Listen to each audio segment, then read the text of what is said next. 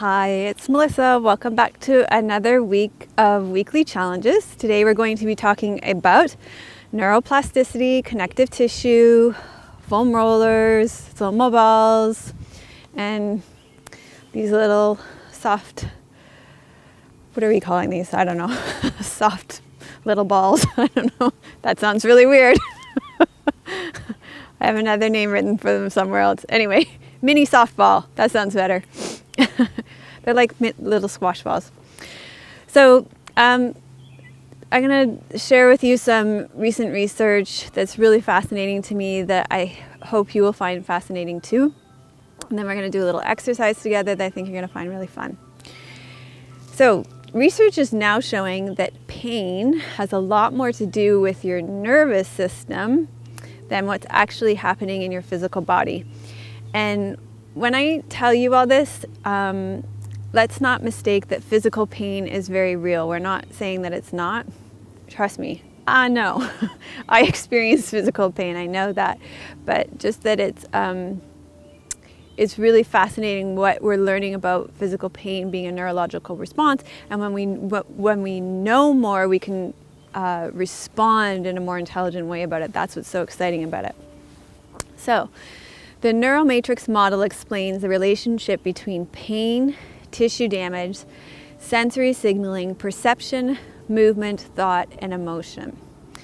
So your neural matrix are the patterns of activity in your brain that create pain. These are also known as pain neurotags. In pain serves a specific function, and that is to protect your body from perceived threat.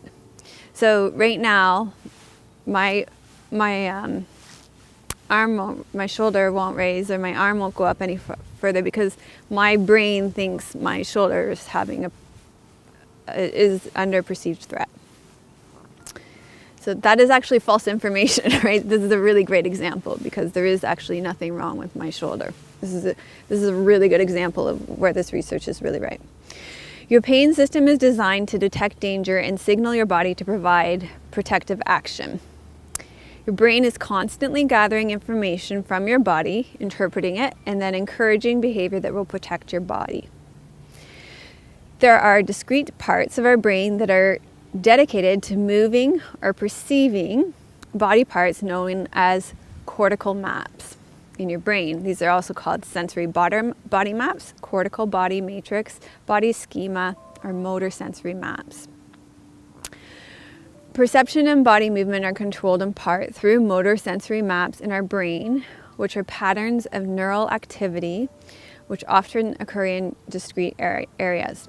So in yoga, we have something that's really similar that you might be familiar with called samskaras, which to me are like the sensory motor maps in our brain. Over time, motor sensory maps become more ingrained, like deep grooves, making them more automatic, quick, and efficient. The drawback to this is that they prevent us from using alternate movements and perceptions. So if they're good habits, it's great. We get deep grooves and we can follow these deep grooves. But if they're bad habits, like this one isn't a particularly useful one, then it's not great that we get in these deep grooves. Now, here's some really interesting findings. If you're in pain, you tend to dissociate from a particular area of your body to avoid the pain, which makes perfect sense. Like, I'm going to try not to associate with this particular area of my body because it's causing me a lot of pain. And then the cortical map for this part of my body becomes smudged. So it becomes something that I'm not used to, because if I'm not moving it, then this map becomes smudged. It makes sense, right? Whereas this one I'm moving and using all the time. I'm going to pick up my coffee, or I'm going to reach around and grab my hair. So that cortical map is really clear. There's actually not coffee in here, by the way. I don't know why I feel the need to tell you that. It's believed that the smudges in the body maps is a contributing factor to chronic pain, and that restoring cortical maps is a route to alleviating pain. So, you're probably curious, what does all this have to do with foam rollers, slow-mo balls, and the little mini soft balls like this?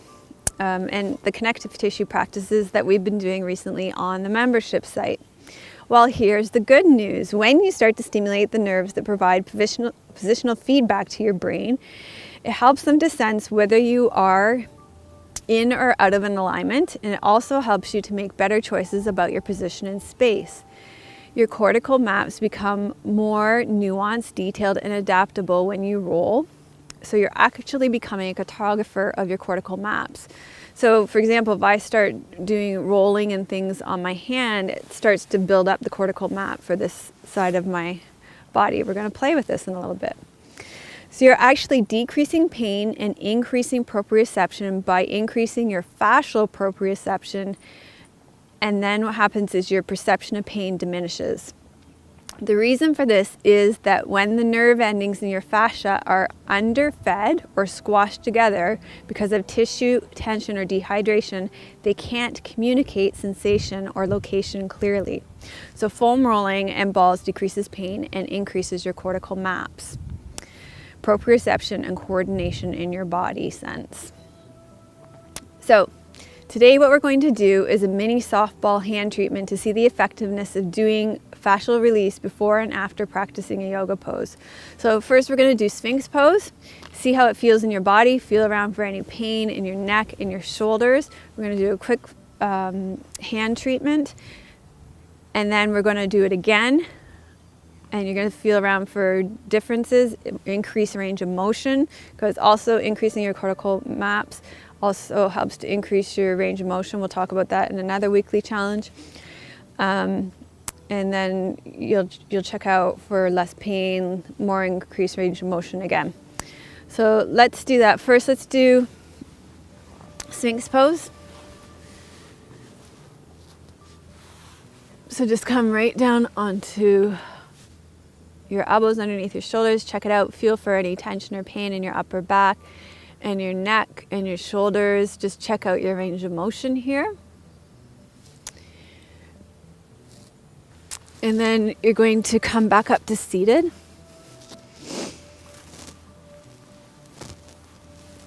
And you're going to take your ball and you're just going to check out, you're going to grip it in one hand and you're going to grip it in the other. And you're going to take the ball and you're going to just glide it from the base of your thumb over to the base of the baby finger here, from side to side.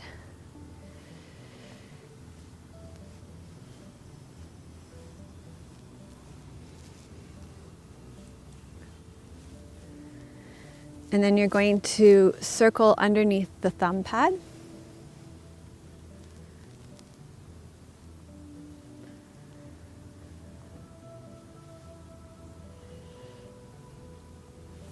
And you're going to do that on the other hand. So just from side to side across the base of the palm.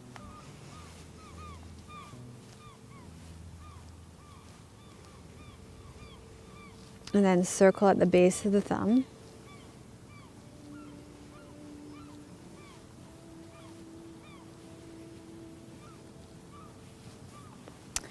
And then you're going to go down each of your fingers. So I went down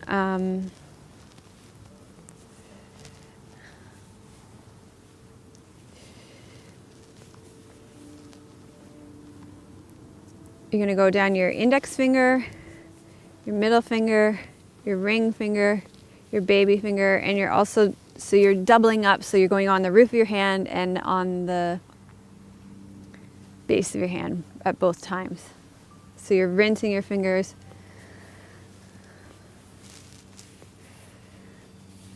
And then you'll switch.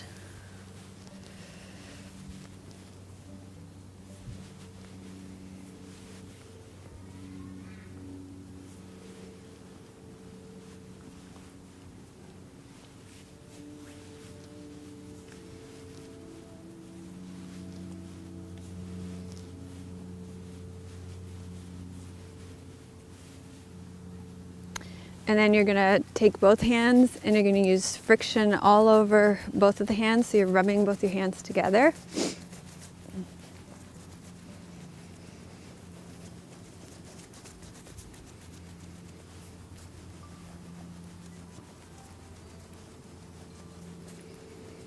So this is just a really quick mini ball treatment.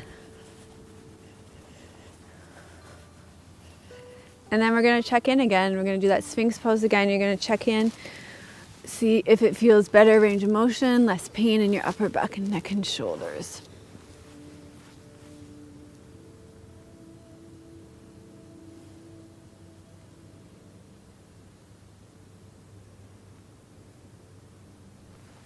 Okay, so in the comments below, let me know if you noticed any differences before and after that treatment, in pain, in your upper back, neck, and shoulders, any difference.